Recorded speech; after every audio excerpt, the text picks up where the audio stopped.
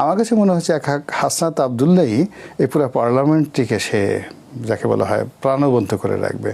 সে রাজপথে যেভাবে মানে বুক উঁচু করে, সিনা উঁচু করে, ঘাড় বাঁকা করে, সে আঙ্গুল উঁচু করে যেভাবে বলেছে, ওর যদি ওই সাহসটা থাকে, থাকার পরে সে যদি সালাউদ্দিন সাহেবকে, স্বরাষ্ট্রমন্ত্রী যে থাকবে বা অন্যান্য যে সমস্ত লোকজন দেখবেন খুব রাগী লোকজন আছে এবং বাইরে খুব মানে এই অল্প সময়ের মধ্যে এরে লাথি দেয়, ওরে লাথি দেয়, বিভিন্ন কথাবার্তা বলে, অনেক লোক পাওয়ারফুল হয়ে গেছে।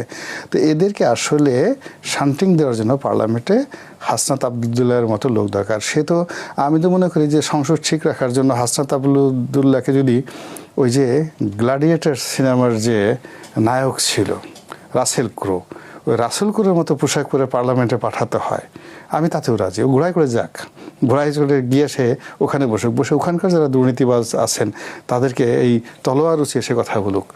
তবুও দেশ শান্তি থাকুক এবং দুর্নীতিবাজরা একজন হাসনাত আবদুল্লাহকে ভয় পাক।